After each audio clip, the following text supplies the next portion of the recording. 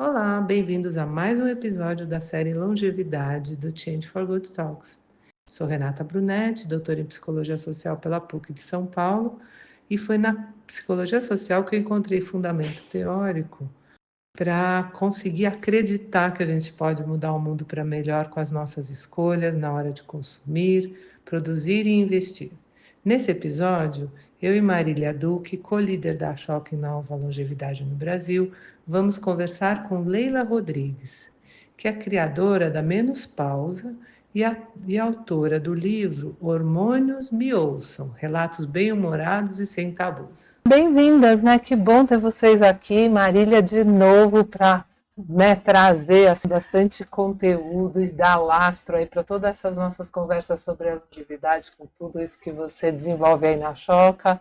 Leila, super obrigada por ter aceitado esse convite, por vir até aqui, né? Estou muito curiosa para a gente conversar um pouquinho sobre essa questão do trabalho que você faz, dessa menos pausa. Queria entender aí um pouquinho. Conta pra gente, então. Obrigada primeiramente pelo convite, o prazer é meu, prazer em encontrar de novo com a Marília, prazer depois de um enorme, tempo, né?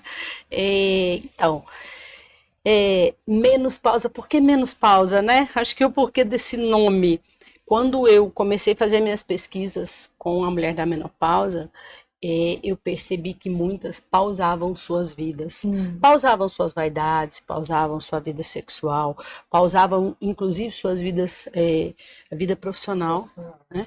E então o menos pausa é por isso. A gente sabe que existem pausas necessárias, mas o menos pausa é nesse sentido.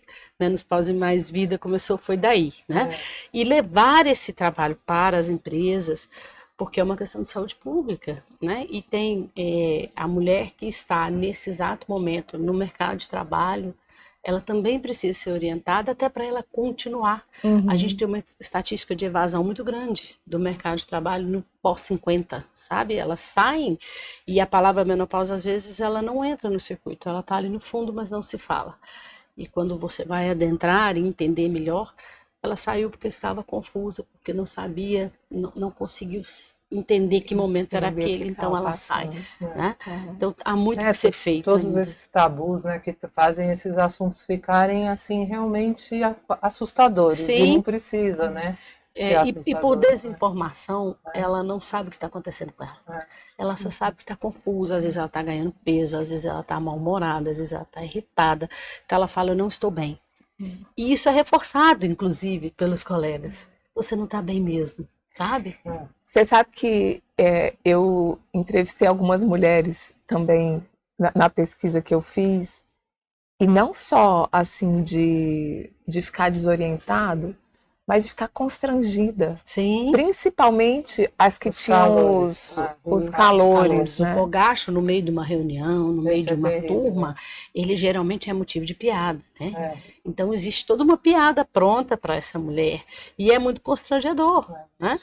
O esquecimento é constrangedor. Eu tô nessa fase.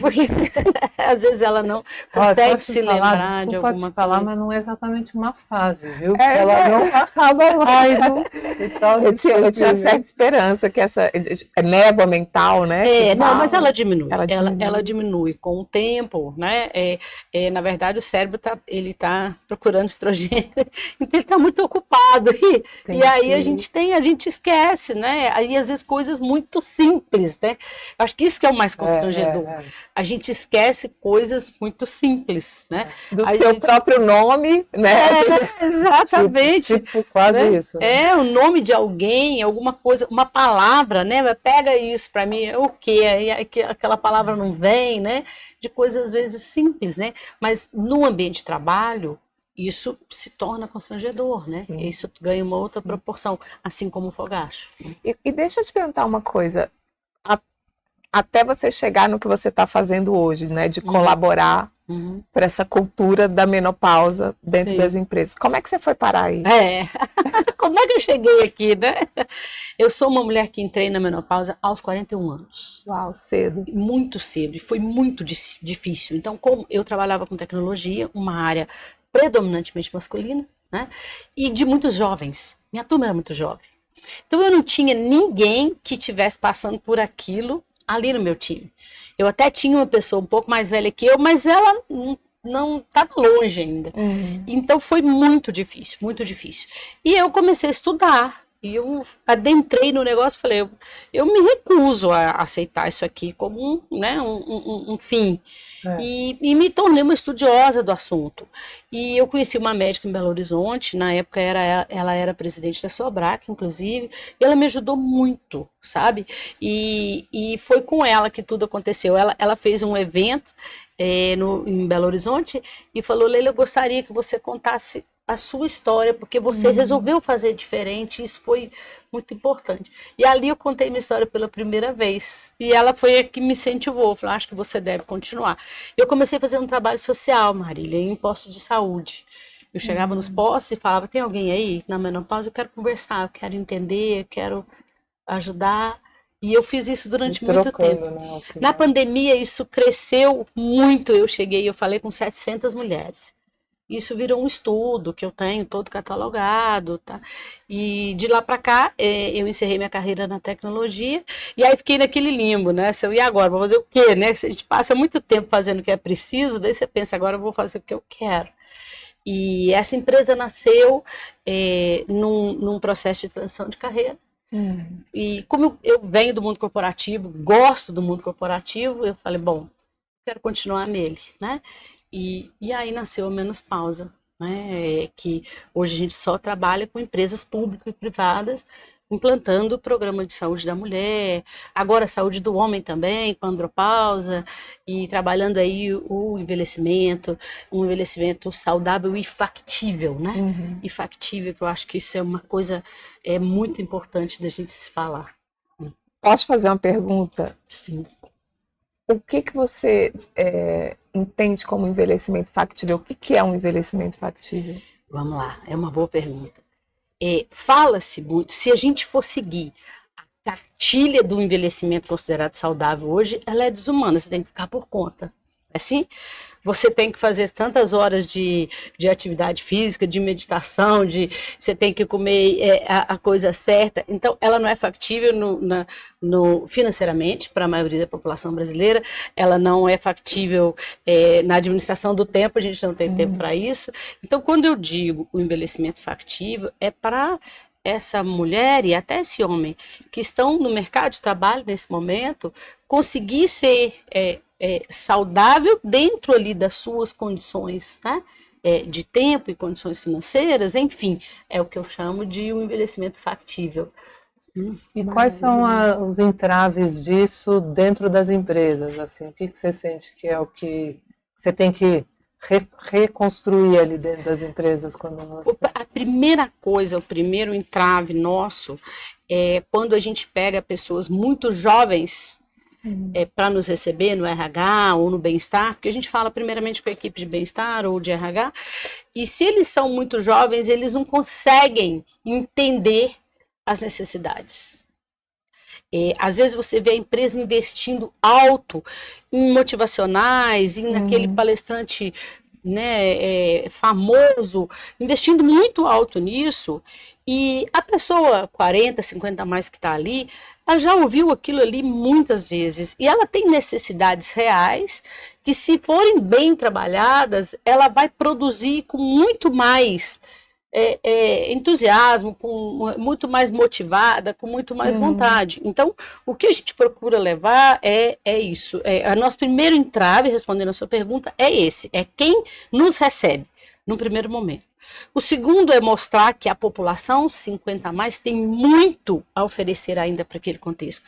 Porque se você tirar todo mundo 50, 40 a mais de uma empresa, você fecha a empresa em poucos meses. Então, o que nós queremos é trabalhar a intergeracionalidade, que você tem ali todas as gerações trabalhando juntas e usufruindo melhor de cada uma delas.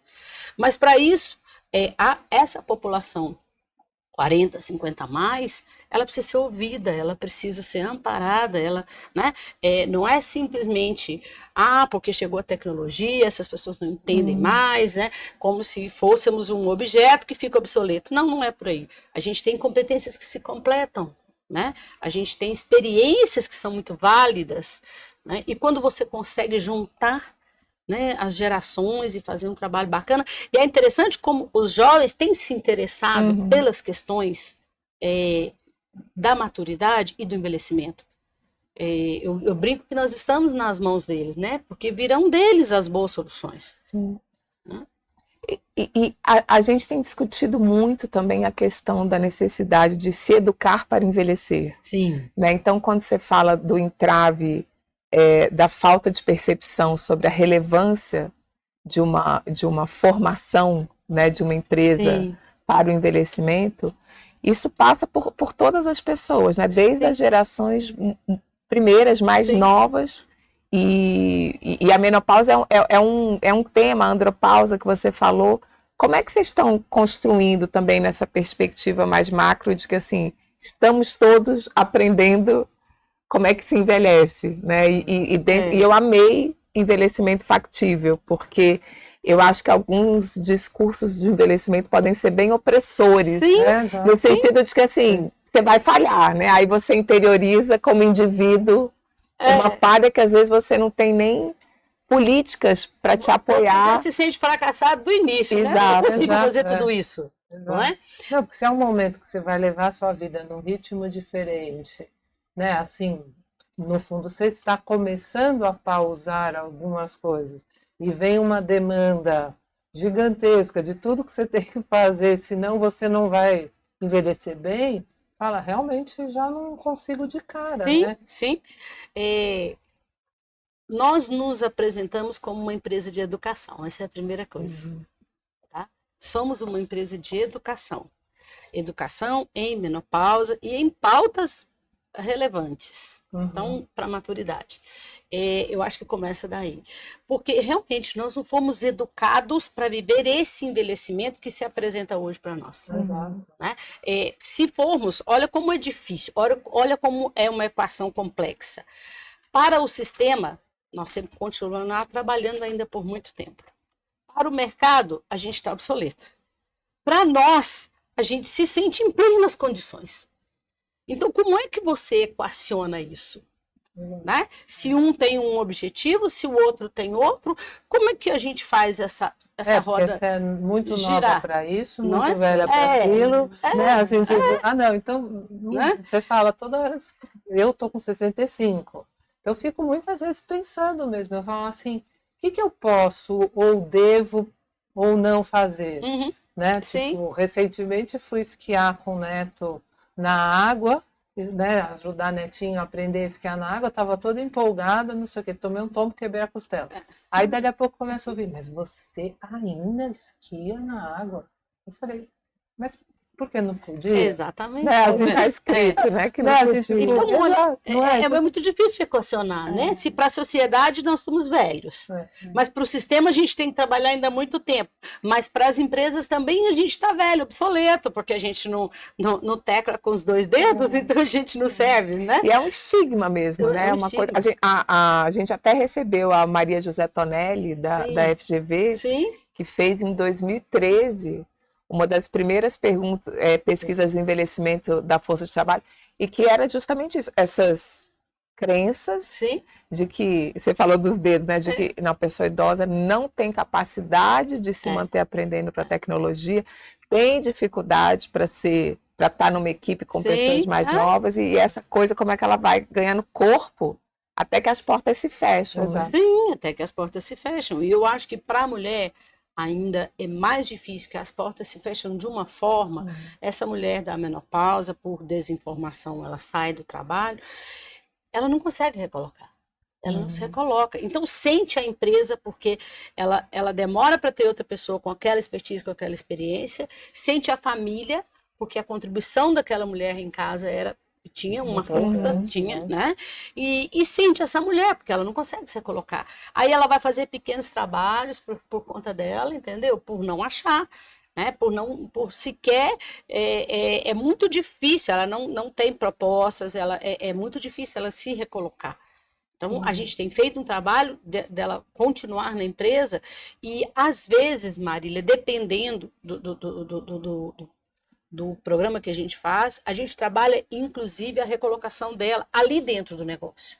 Se ela está realmente cansada, se ela se sente cansada, às vezes está próxima de uma aposentadoria, ela começa a prestar serviço para aquela empresa. Ela vira uma prestadora de Numa serviço, medida que, num né? tempo menor, Isso. entendeu? De uma forma Uma que fique, flexibilização. de uma flexibilidade de que fique bom para ela também. Ela começa a preparar pessoas, né, para a função dela. Então há muito o que se fazer dentro dos negócios, né? E aproveitando as expertises, esse é o nosso objetivo, entendeu? Sempre de ver o melhor, como aquela pessoa pode continuar contribuindo, continuar colaborando com aquele negócio. Você sente resistência também, vamos dizer, nos próprios, vou chamar de idosos, né? De 40, 50 a mais, né? Porque é absurdo pensar isso como idoso, mas você sente também resistência das próprias pessoas que estão sofrendo ali as pressões por estarem um pouquinho mais, com a idade um pouco mais avançada, elas aceitam bem o trabalho que você está oferecendo? Você sente que elas têm alguma resistência? Como que é? Eu sinto que os próprios donos, às vezes, estão sem lugar dentro de suas próprias empresas, tá? Eles também se sentem inseguros em com quem deixar. A gente tem um problema sério no Brasil de sucessão. Um problema seríssimo de sucessão. Não tem quem continue os negócios, né? Esse é um problema. Eu estive em Portugal no ano passado e participei de algumas reuniões. Esse é um problema sério na Europa, né, a gente sabe, e que começa a acontecer no Brasil também. Então, eu sinto que eles também precisam de uma orientação e de como fazer isso, porque a questão do dono como é que eu vou fazer com esse negócio aqui? Eu estou envelhecendo, eu já não consigo contribuir tanto. Como é que eu faço essa transição da melhor forma possível, sabe? A gente percebe essa dificuldade também. Conosco, a dificuldade é maior quando a equipe é toda jovem. Se eu tenho alguém mais velho, ele já joga no nosso time, então ali você tem uma força. Sabe? Ele sempre, a pessoa 50 a mais, ela é sempre uma força ali dentro da instituição para nós. Uma aliada, né? Sempre. Assim, é como se, porque a gente se reconhece, né? Assim, é como se quando ela reconhece, ai, que bom que vocês chegaram. Um par, né? Um par. É um par, sabe? Um parceiro. E deixa eu te perguntar uma outra coisa. A gente sempre conversa velhices no plural, Sim. né? E eu queria te perguntar das menopausas no plural, né? Porque dependendo do lugar onde você está, a sua experiência de menopausa pode ser completamente diferente, tanto em termos de significado, Sim. né?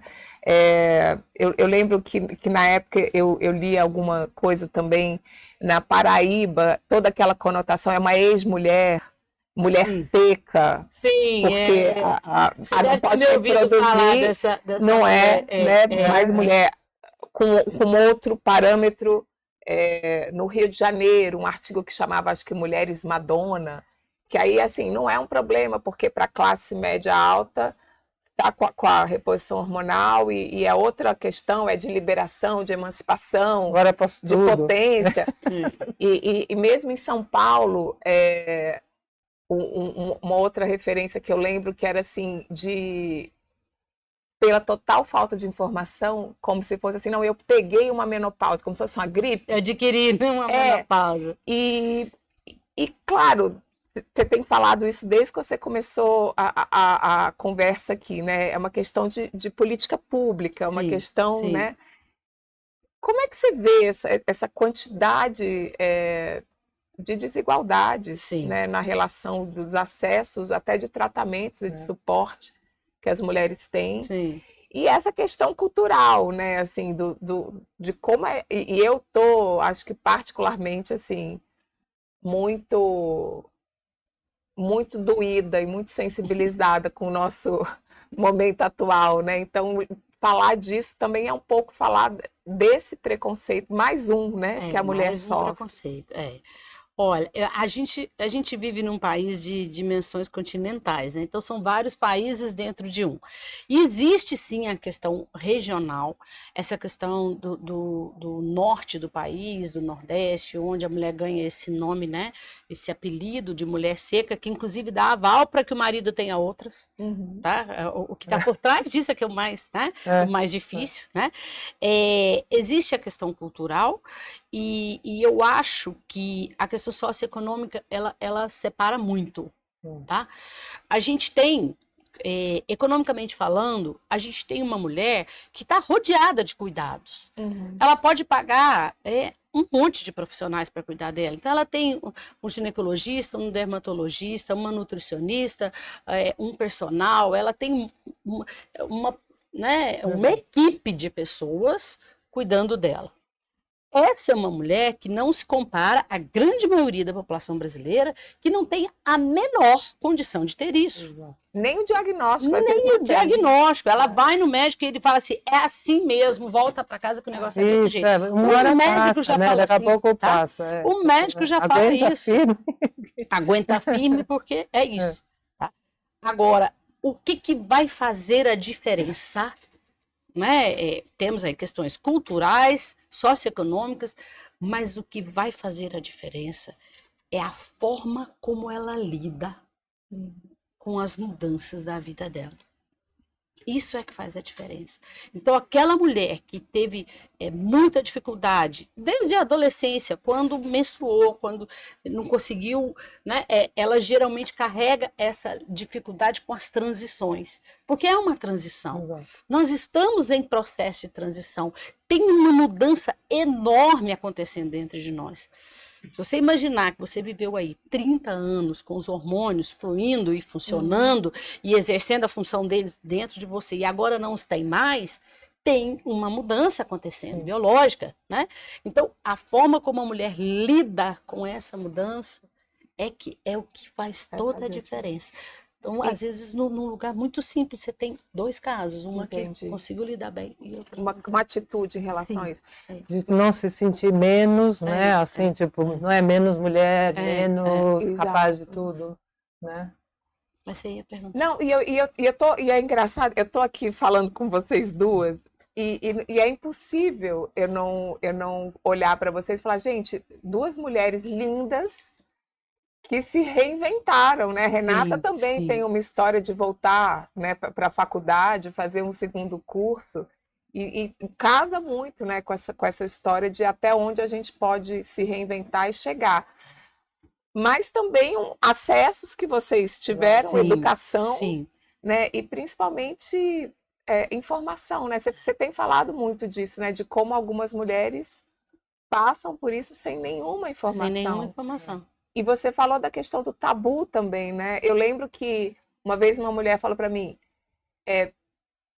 menstruação na minha casa também era uma coisa que não se falava. Não se falava. Era coisa da rua, era coisa de...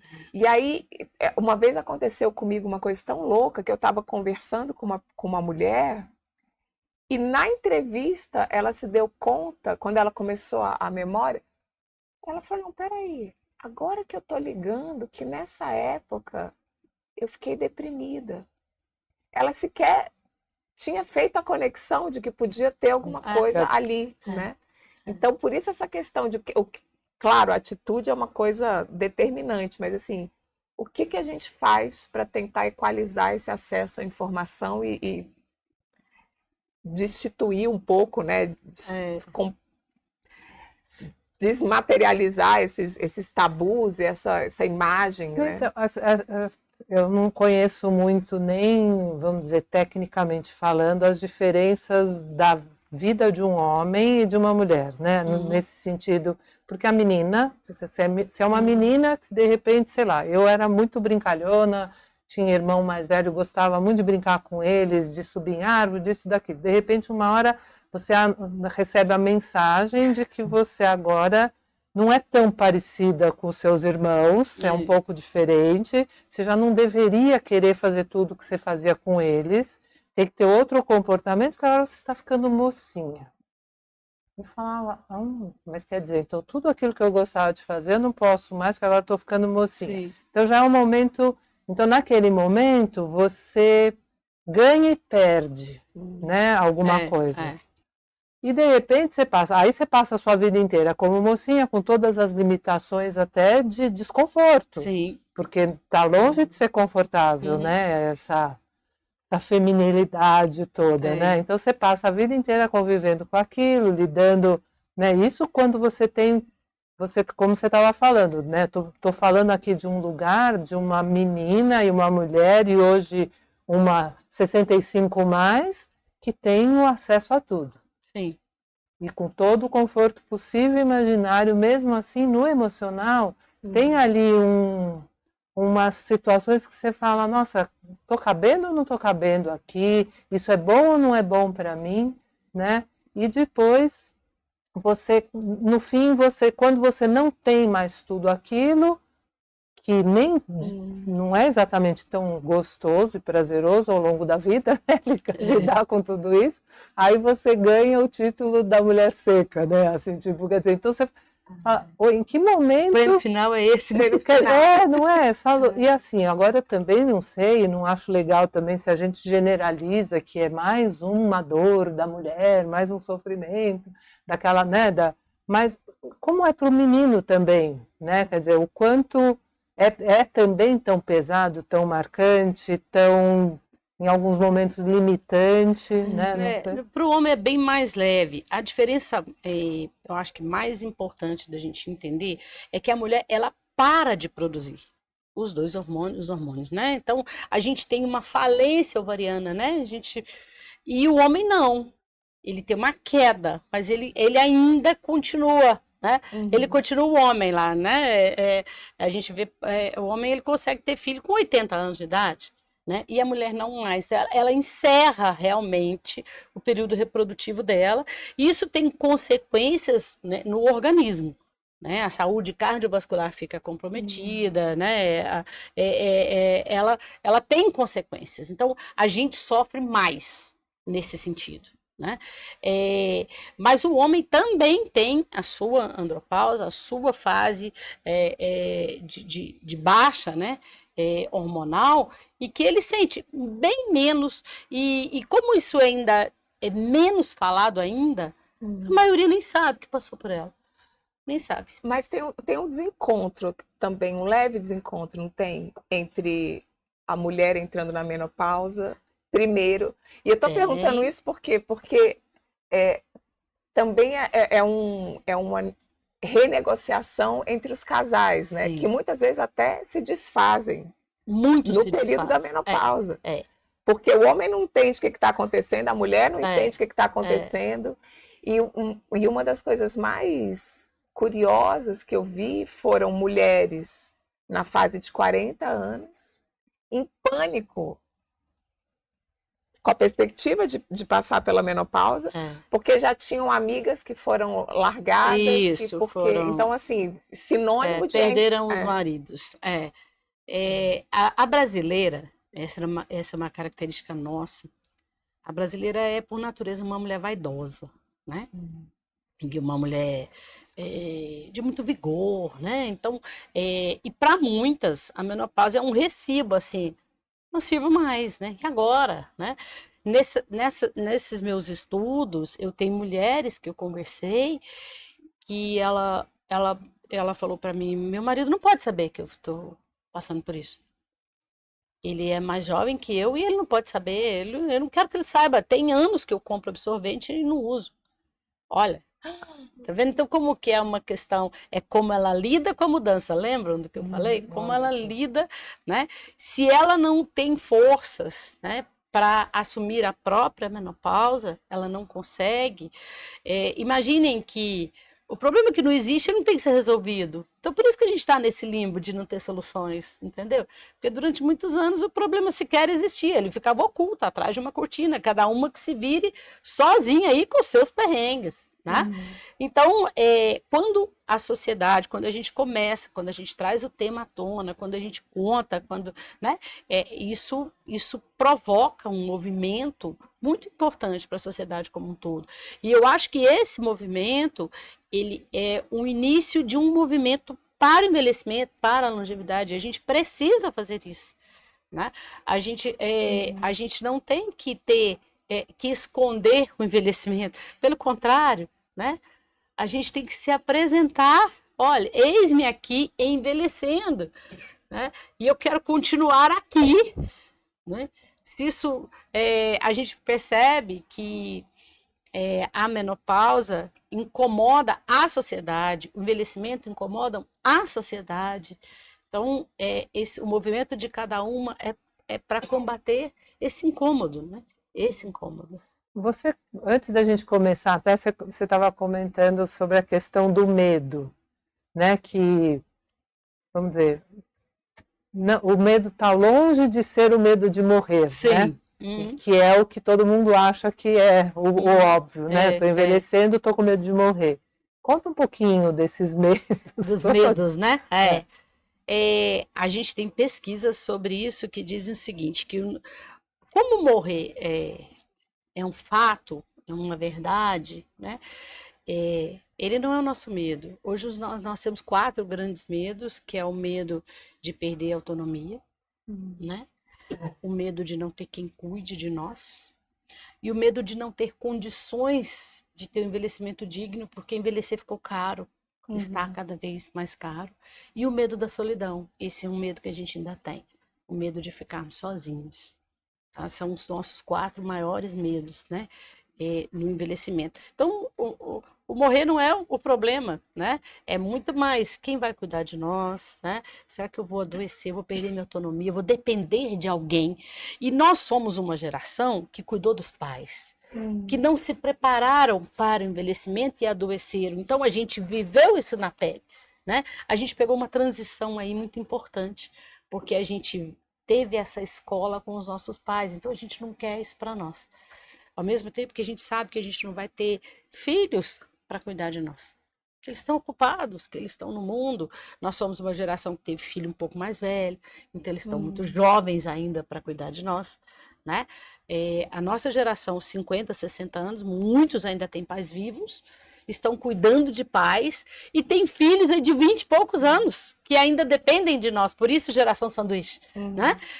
E esses filhos ainda vão estar muito jovens para cuidar de nós quando envelhecermos, quando tivermos aí com os E às nossos vezes nem 80 vão querer cuidar, E né? Que e tem não vão uma querer. mudança aí também de comportamento. Tem uns que bem- já deixam claro, né, que não vão querer mudar. Então, eu acredito, sabe, que a gente vai ter iniciativas de moradia, de modelos aí, de convivência aí, diferentes, porque a gente precisa, o sistema precisa pensar no envelhecimento da sociedade, né? Mas eu estava pensando nos 4 medos que você falou, e eu acho que a contribuição que vocês fazem na Menos Pausa vai muito de encontro aos 4, porque cada vez mais pesquisas mostram que quando a pessoa encontra a oportunidade de continuar trabalhando, né, a Sim, solidão, Ela resolve o todos os outros recurso, problemas.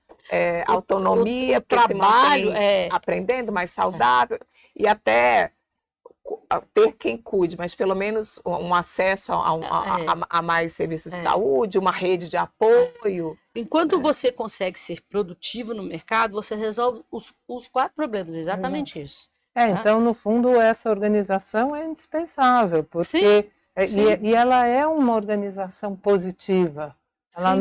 não é, porque Sim. ela acomoda esse ganho, que é o que a gente sempre fala aqui, né? Que a gente tem esse Não, e assunto ela pelo ganho tem que a várias gente teve, né? nuances, tem várias camadas aí, como por exemplo, o custo de você ter um profissional qualificado hoje é altíssimo. Então, quando você aproveita esse profissional, quando você trabalha com ele, dentro das competências dele, dentro do que ele consegue fazer, você dá a ele, né? Você reforça nele, não, você continua conosco, você é importante aqui. Você resolve um problema interno seu e resolve o problema dele. Tá? Todos ganham com isso. Né? Porque você ter uma pessoa 50, 60 mais fora do mercado, sozinho, fora do mercado, sem condições de manter o envelhecimento digno, você está criando um problema para o sistema inteiro, entendeu? Exato. Inteiro. Né? Então, é realmente uma questão de saúde pública. Né?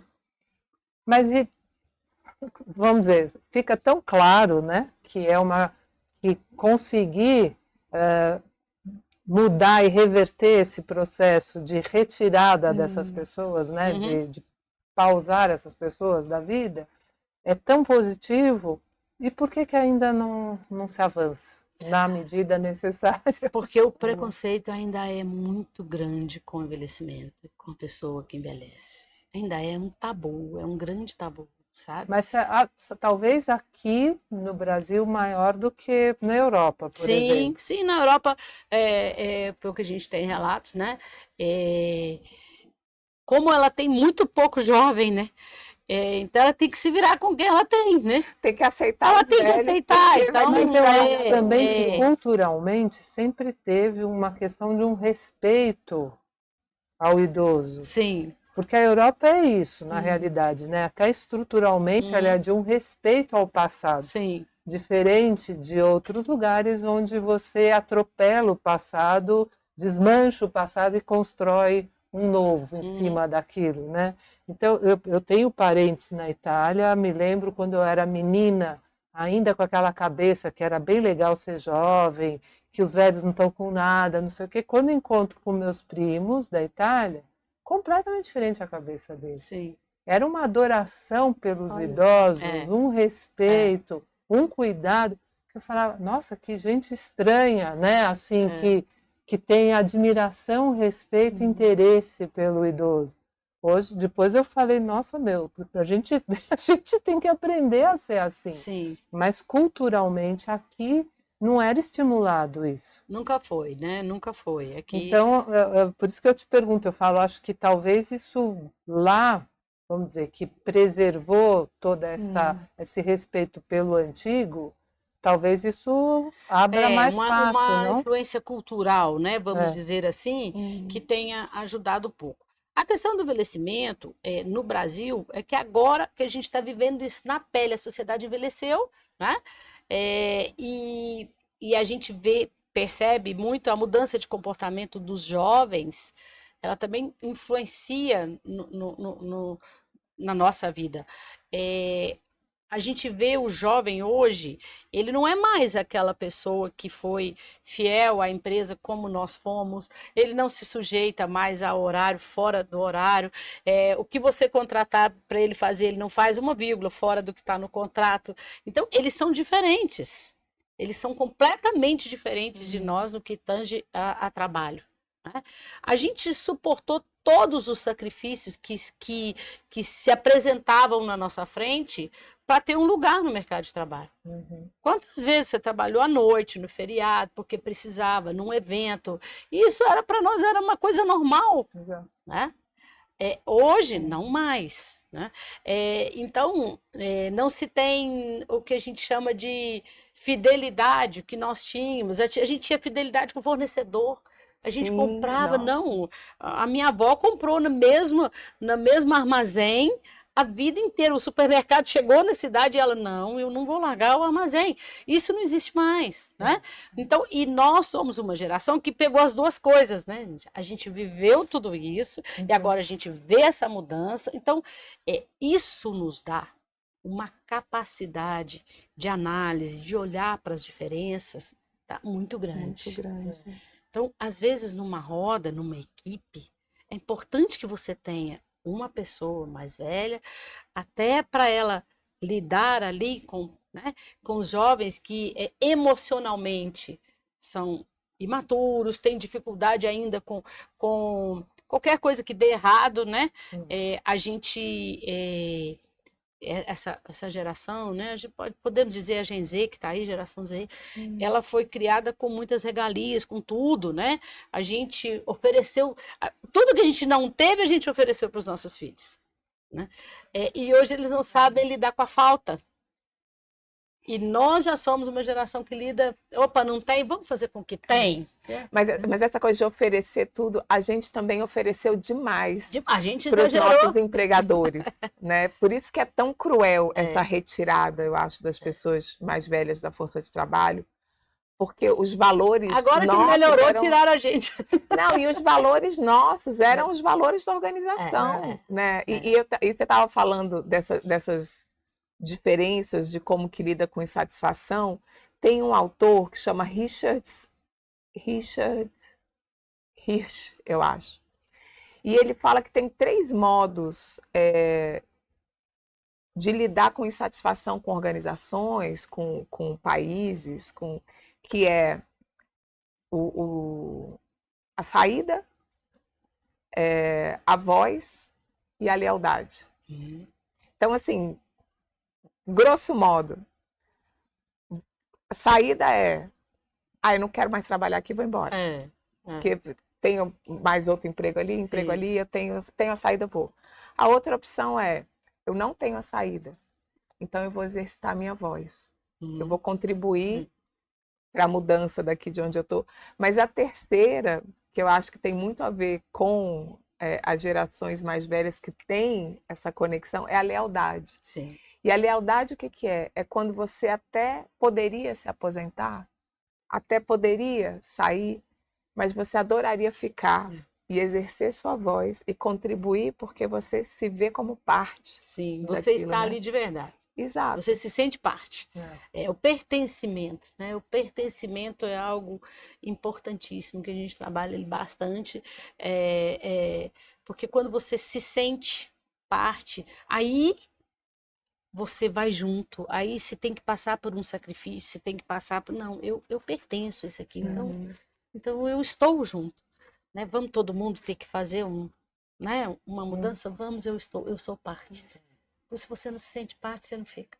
E para um bom envelhecimento, a gente tem que ser parte, né? O pertencimento é muito importante, você se sentir parte, né? A solidão vem daí, né? Pessoas às vezes não se sente parte de nada, nem da própria família, né? Ela não se sente parte nem da própria família, então ela não vê pertencimento. Né? É um problema. Nossa, gente, Leila, delícia. Se deixar, a gente fica Né? aqui conversando.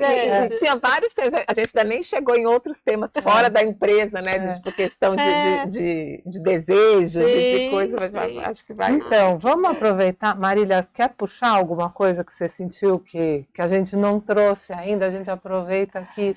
Não, eu acho que tem, eu teria muita curiosidade. E a gente vai caminhando para o encerramento. Eu teria muita curiosidade para saber. Você falou muito do papel da atitude da mulher nas adaptações, como que vai adaptando os desejos, porque é outro tabu, né? Que não, a mulher mais velha não tem desejo, não transa, então é uma outra coisa.